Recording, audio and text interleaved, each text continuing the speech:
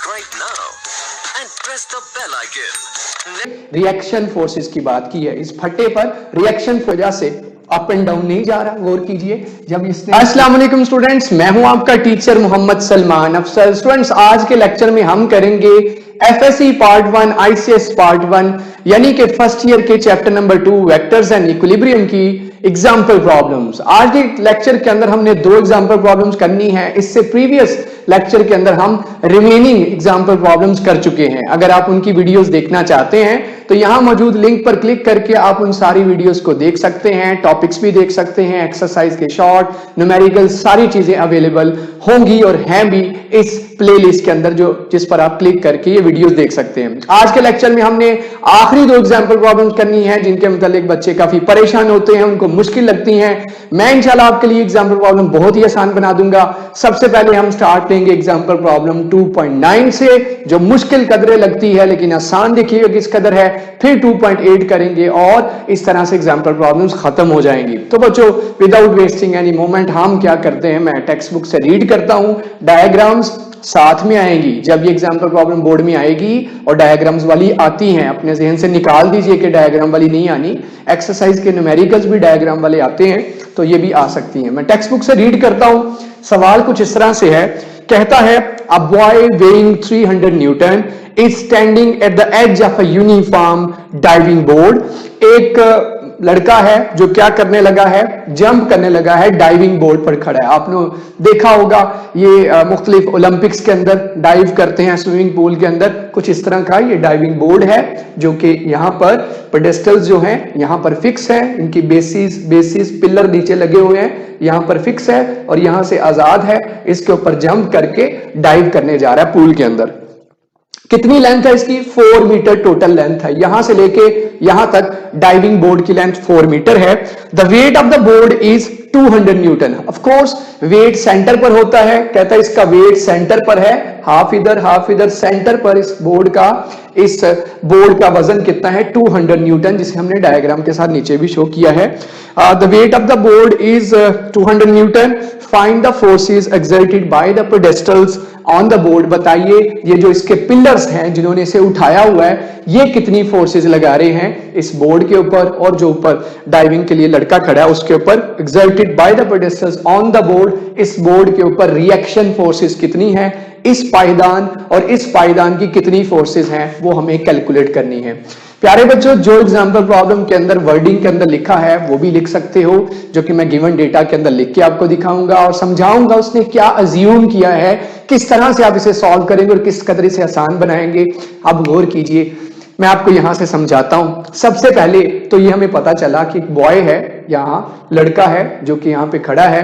लड़के का वजन हमें दिया गया है जो हम लिखते जाएंगे। The weight of the boy, weight आप इस तरह से करेंगे, वेट ऑफ द बॉय, लड़के का वजन कितना है?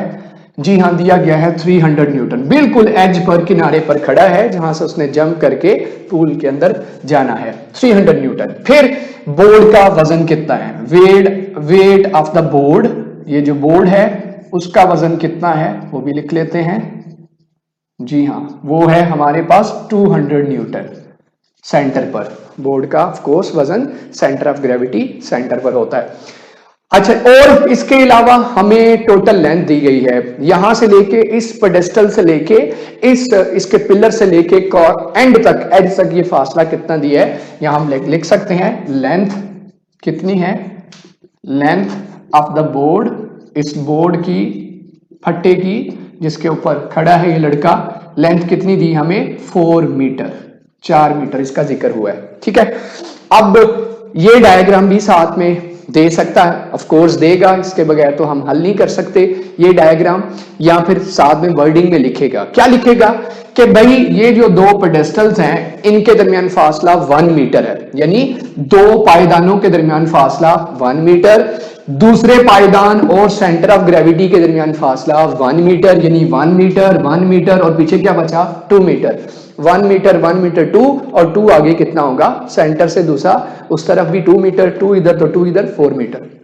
साथ में दूसरे पेडेस्टल से लेके जहां लड़का खड़ा है वहां तक फासला कितना बचेगा 3 मीटर। 1 मीटर यहां से निकल गया तो ये फासला 3 मीटर। ये चीजें हमने डायग्राम में उसने देनी है या वर्डिंग में देगा, जो हमें न्यूमेरिकल पढ़ने में पता नहीं चली साथ दे देगा। ठीक है, तो यहां से पता चला कि इस पायदान और इस पायदान के दरमियान, पिलर के दरमियान फासला 1 मीटर, सेंटर और इस पिलर के दरमियान फासला 1 मीटर। डायग्राम में कुछ फासला थोड़ा लग रहा है लेकिन 1 मीटर समझना है।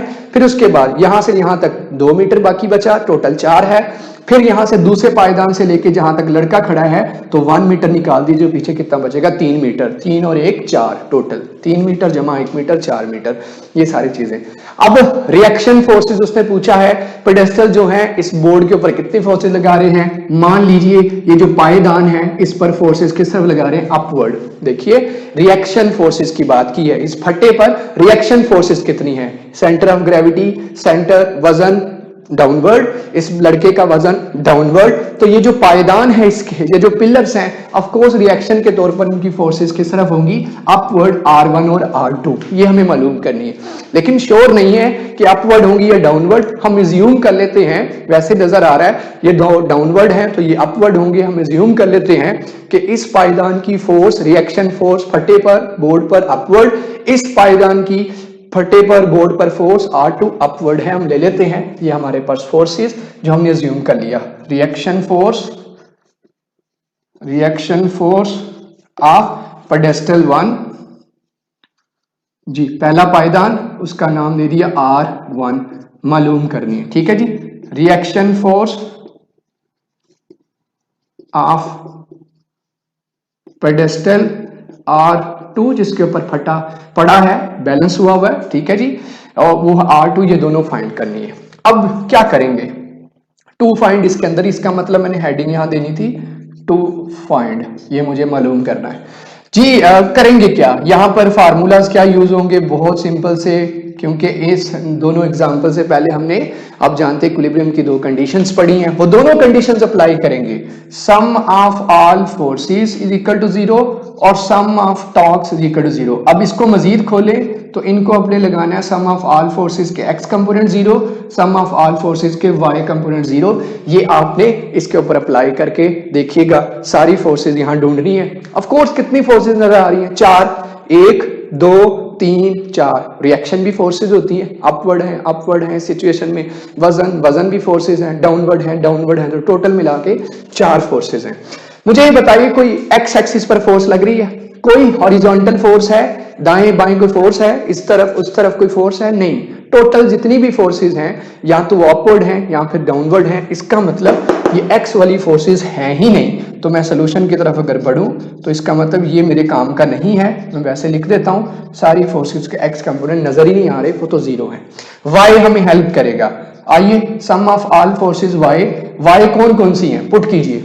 वाई फोर्सेस कौन कौन सी हैं बच्चों, हमने पढ़ा है इसी के अंदर, इसी चैप्टर के, इसी इक्विलिब्रियम के टॉपिक के अंदर, अपवर्ड फोर्सेस को क्या लिया जाता है, पॉजिटिव, तो डाउनवर्ड फोर्सेस को क्या लिया जाता है, नेगेटिव। इसका मतलब R1 पॉजिटिव, R2 पॉजिटिव, ये वाली फोर्स नेगेटिव, ये वाली फोर्स नेगेटिव। तो टोटल फोर्सेस कितनी है, यहां पर सोल्यूशन करूंगा, सारा इसको सॉल्व करूंगा। बताइए फिर y कंपोनेंट कितनी फोर्सेस हैं, एक होगी R1, दूसरी होगी R2, आगे चलिए, तीसरी फोर्स डाउनवर्ड है तो उसकी कीमत नेगेटिव, चौथी फोर्स डाउनवर्ड है उसकी कीमत नेगेटिव। तो ये आपके पास किसके बराबर, सम ऑफ ऑल फोर्सेस के y कंपोनेंट 0 के बराबर, फर्स्ट कंडीशन ऑफ इक्विलिब्रियम। अब मुझे बताइए ये आपके पास आ गया R1 plus R2 minus 200 minus 300 कितना बन गया, माइनस 500। ये वहां ले जाइए तो R1 प्लस R2 किसके बराबर आ गया, 500 के। इक्वेशन नंबर 1 बन गई, ये हमें काम देगी आगे चल के, इसको यूज करेंगे। अब आते हैं जी इक्विलिब्रियम की सेकंड शर्त की तरफ, सेकंड कंडीशन की तरफ, वो है सम ऑफ ऑल टॉर्क्स। जी हाँ, ये कहां से आगे, गौर कीजिए, क्या यहां पर टर्निंग इफेक्ट पैदा नहीं हो रहा, क्या यहां मूवमेंट पैदा नहीं हो रहा, क्या ये फट्टा फोर्सेस की वजह से अप एंड डाउन नहीं जा रहा। गौर कीजिए, जब इसने ऊपर जंप करना है तो इसने नीचे आना है, इस वजन ने भी इसे नीचे बैंड करना है, तो टॉर्क तो है। टार्क तो है। अच्छा गौर कीजिए, यहां हम पिवट पॉइंट जो लेंगे जिसके गिर्द टार्क पैदा होना है वो ये पॉइंट नहीं हो सकता। गौर कीजिए, ये वो पॉइंट है जिसके बाद ये फट्टा आजाद है। इसका मतलब इस बोर्ड ने, इस फट्टे ने, मैं फट्टे का लफ्ज यूज कर रहा हूं, नॉर्मली हम यूज करते बोर्ड जो है, इसने इस डी पॉइंट के आगे पीछे वाइब्रेट करना है। नॉर्मली आपने ओलंपिक्स में देखा होगा, यहाँ स्विमिंग पूल कभी गए हो जहां पर इस तरह के बने होते हैं डाइव करने के लिए, वहां वो board up and down motion करता है बंदे के यहाँ जंप करने पर, वाइब्रेट करवाने पर। तो ये वो पॉइंट है। इसका मतलब जो टार्क है यहाँ पर सम ऑफ टार्क जीरो एट, जो हम क्या करेंगे अबाउट कौन से पॉइंट के गिर्द लेंगे, अबाउट पिवट पॉइंट डी। हम पिवट पॉइंट यहां पर क्या लेंगे, पिवट पॉइंट डी लेंगे, यहां पर डी पॉइंट के गिर्द है। अब गौर करिए, इसका मतलब जो डी पॉइंट है उसकी जो फोर्स है वो तो इसमें नहीं आएगी। ऑफ कोर्स जो डी पॉइंट पर फोर्स लग रही है वो तो टर्निंग इफेक्ट पैदा नहीं कर सकती। आपने पढ़ा हुआ है, इसी चैप्टर में पढ़ा है, अगर फोर्स मूवमेंट आर्म के, अगर फोर्स कहां लग जाए, एक्सिस के ऊपर लग जाए जिसके गिर्द बॉडी ने रोटेट करना है, एक्सिस के ऊपर जो फोर्स लगती है, पिवट पॉइंट पर जो फोर्स लगती है वो टॉर्क पैदा नहीं करती। तो टॉर्क पैदा करने पर कितनी फोर्सेस का रोल है, 1 2 3, ये तो जीरो होगी क्योंकि हम इसके गिर्द टॉर्क मालूम करें, ये एक्सिस हो गया, ये फिक्स पॉइंट हो गया, ये पिवट हो गया, तो ये फोर्स क्योंकि इसमें से गुजर रही है ये टॉर्क पैदा नहीं करेगी, तो R2 तो नहीं आएगा। टोटल टॉर्क कितने आएंगे, 3 टॉर्क आएंगे, टॉर्क 1, टॉर्क 2, टॉर्क 3, सम 0। अब गौर कीजिएगा, तीनों टॉर्क्स माइनस में आएंगे। मैं आपको बताता हूं माइनस में कैसे, यहां से स्टार्ट कर लेते हैं, ठीक है। ये तो सीधे क्लियर है, हमने पढ़ा हुआ है clockwise torques are taken as negative. Clockwise torque ये देखिए, ये क्लॉकवाइज है कि नहीं है, क्लॉकवाइज मूवमेंट पैदा करेगा, क्लॉकवाइज मूवमेंट पैदा करेगी। यहां से देखिए ये फोर्स और यहां से लेके यहां तक इसका मूवमेंट आर्म, उसके बाद ये फोर्स और यहां से लेके यहां तक इसका मूवमेंट आर्म। तो मैं टॉर्क 1 इसको लेता हूं, किताबी बातें बाद में कर लेते हैं, मेरी तरह कर ली है किताब में उसने ये वाला मूवमेंट आर्म जरा ये किया है, पहले मैं यहां से स्टार्ट कर लेता हूं। मैं कहता हूं पहला मूवमेंट आर्म क्या है, सी से लेके डी तक इनटू पहली force, movement arm multiply by force, movement arm multiply by force, जी हाँ, सी डी इंटू 200 और साथ में कौन सा साइन, माइनस का, एंटी। आप जानते clockwise torques taken as negative. उसके बाद बात करते हैं डी से लेके बी तक, तो आप लिख सकते हो माइनस बी डी, माइनस क्यों आया, क्योंकि क्लॉकवाइज है और कीमत कितनी है फोर्स की, 300। अब यहां पर कंफ्यूजन होगी कि सर यहां तो ये टॉर्क, यहां तो फोर्स अपवर्ड है। प्यारे बच्चों गौर कीजिए, क्या ये फोर्स यहां पर खड़ी, अगर आप देखें इस तरफ मुंह करके देखें, क्या ये फोर्स भी क्लॉकवाइज टॉर्क पैदा नहीं कर रही? क्या ये जो फोर्स रिएक्शन फोर्स है, क्या ये भी टॉर्क वाइज क्लॉक पैदा नहीं करेगी? क्लॉकवाइज तो क्लॉकवाइज जो टॉर्क है वो नेगेटिव लिया जाता है, इस वजह से मैं यहां लिखूंगा R1 इंटू ए से लेके डी तक, और इन सब का मजमूआ किसके बराबर, 0। जो वैल्यूज हैं पुट कर दीजिए, सी से लेके डी तक कितना है, 1 मीटर, डायग्राम से पता चला, मल्टीप्लाई बाय 200। बी से लेके डी तक कितना है, 3 मीटर, डायग्राम से पता चल गया, और साथ क्या है, 300। R1 की कीमत तो मालूम करनी है, और ए से लेके डी तक कितना है, 1 मीटर, 0 के बराबर। बच्चों मल्टीप्लाई कीजिए, 200 minus 900 minus R1 is equal to 0। ये माइनस में है, माइनस भूल गया, minus 200 minus 900 minus 1100 minus R1 is equal to 0। बच्चों इसको उठाइए, उधर ले जाइए, तो minus R1 is equal to 1100, minus उधर चला जाएगा, तो R1 की कीमत कितनी आ गई, माइनस 1100। R1 फोर्स है, रिएक्शन फोर्स, रेजिस्टेंस ना समझिएगा। अब इसको किलो में लिखना है, तो 1 2 3, तो अब बन जाएगा आपके पास, अगर आप लिखना चाहें तो माइनस 1.1 किलो, और ये आपके पास क्या है, फोर्स किलो न्यूटन। ये आपके पास फोर्स, नेगेटिव साइन यहां ये शो करता है कि ये जो आपने ज्यूम किया था कि रिएक्शन फोर्स अपवर्ड है, वो असल में फोर्स डाउनवर्ड है, क्योंकि नेगेटिव फोर्स आने का मतलब है वर्टिकली डाउनवर्ड। ये जो फोर्स थी R1, ये असल में किस तरफ है, इस बोर्ड के ऊपर डाउनवर्ड है, ये है अपवर्ड। इसकी कीमत देखिएगा पॉजिटिव आएगी। ये जो पिलर था ये इसे नीचे की तरफ ड्रैग कर रहा था, इसकी रिएक्शन फोर्स नीचे की तरफ थी, और ये जो पिलर, इसके फोर्स का आंसर देखिएगा पॉजिटिव आएगा। इसका मतलब ये रिएक्शन किस तरफ लगा रही है, इस बोर्ड पर अपवर्ड लगा रही है। नेगेटिव साइन ने यहाँ क्या बताया कि हमारी जो फोर्स रिएक्शन फोर्स है that is acting vertically downward, हमने अज्यूम किया था अपवर्ड, तो ये नेगेटिव आंसर आ गया। अब मैं इस वैल्यू को उठा के कहाँ पुट कर सकता हूँ, इसके अंदर, ताकि हम R2 की कीमत भी मालूम कर सके। तो R1 प्लस R2 कितना आया था, 500 के बराबर। R1 की कीमत कितनी है, -1100, ये -1100, 1100 plus R2 is equal to 500। जी हाँ, ये जाके उधर क्या करेगा, ऐड हो जाएगा। 500 प्लस 1100 क्या आएगा, 1600। इसे अगर साइंटिफिक लिखेंगे 1 2 3 तो 1.6 इंटू किलो साथ में आ जाएगा, किलो, और यूनिट क्या है, न्यूटन। ये है R2। और लास्ट पे आप लिख देंगे R1 की कीमत नेगेटिव में आना, नेगेटिव में आना इस चीज का सबूत है कि जो आपने अजम्पशन की थी कि रिएक्शन फोर्सेस अपवर्ड हैं, वो असल में एक रिएक्शन फोर्स पहले वाली अपवर्ड है, वो असल में डाउनवर्ड है।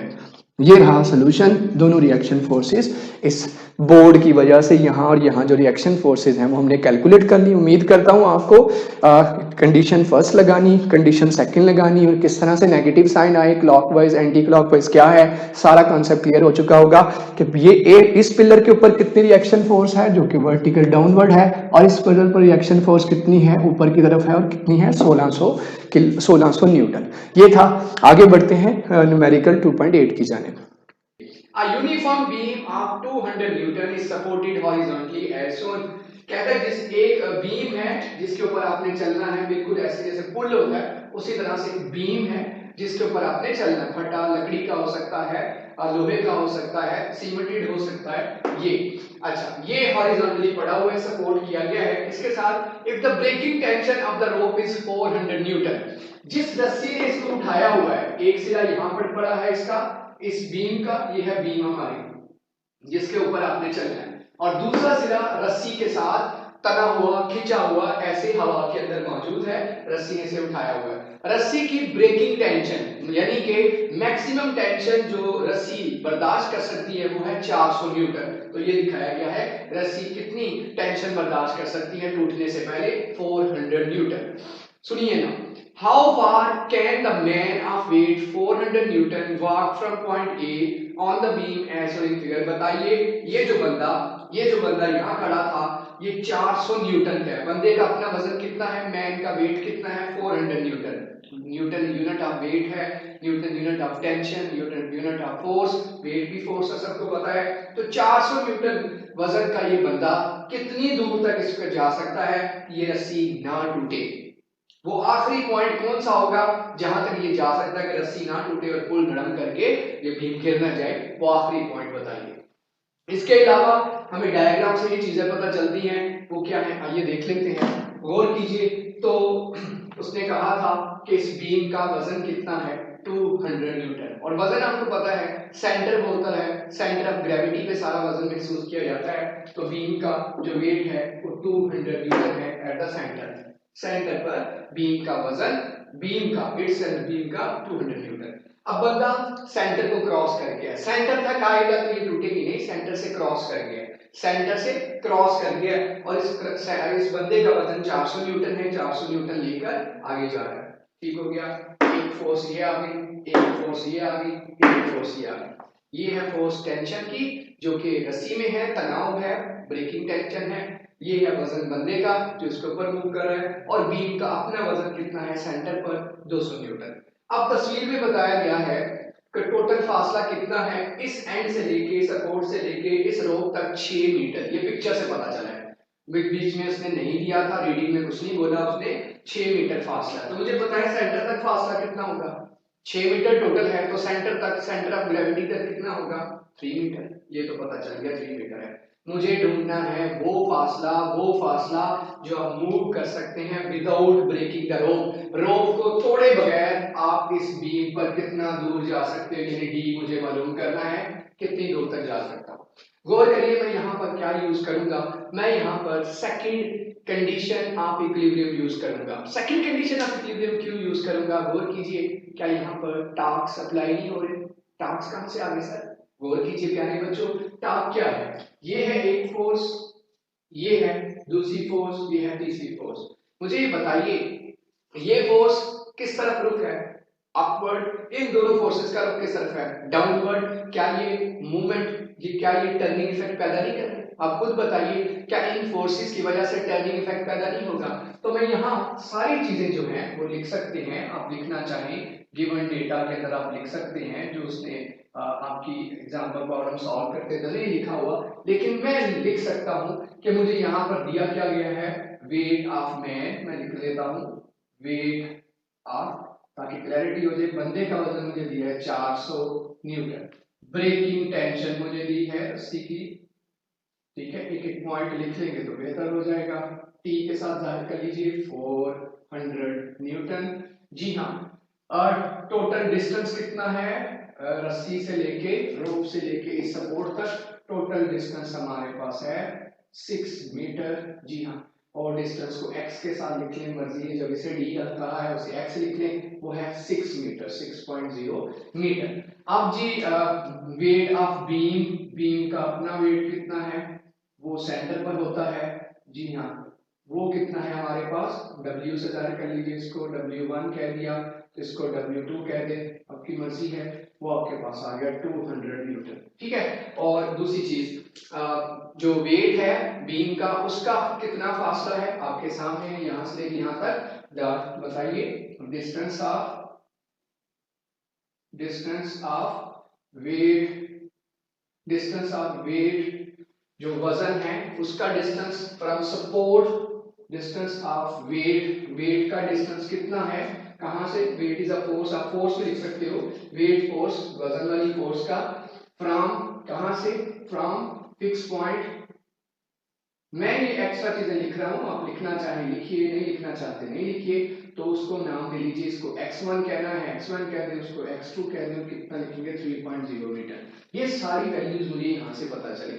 मैं यहाँ टॉर्क के कॉन्सेप्ट को लगाने लगा हूं, यहाँ हम रिलेशन यूज करेंगे। मालूम हमें क्या करना है, पहली चीज मालूम हमें करना है डिस्टेंस, किस डिस्टेंस पर ये टूटने से बचेगा, आखिरी पॉइंट जहां तक आप पांव रखेंगे तो ये टूटेगा नहीं, उसके आगे पांव उठाया तो टूट जाएगा, ये मालूम करना है। तो यहाँ formula sum of all torques, हमने सेकंड कंडीशन ऑफ इक्विलिब्रियम पढ़ रखी है, 0 के बराबर। टॉर्क कहां से आ गया, ये देखिए, एक फोर्स और ये इसका फासला, moment arm multiply by force, ये रहा मोमेंट आर्म और ये रही फोर्स, और ये क्या है, एंटी क्लॉकवाइज। एंटी क्लॉकवाइज बच्चों, एंटी क्लॉकवाइज आप सबने पढ़ रखा है, एंटी क्लॉकवाइज टॉर्क पॉजिटिव लिया जाता है। इसका मतलब अगर इस पॉइंट को A कह रहा हूं, मर्जी है मेरी A, इस पॉइंट का नाम B देना है, B, C दे दो, इस पॉइंट का नाम, इस पॉइंट का नाम B दे दो, इस पॉइंट का नाम D दे दो, तो मेरे पास किसकी वैल्यू है, मेरे पास A से लेकर D तक की वैल्यू कितनी है,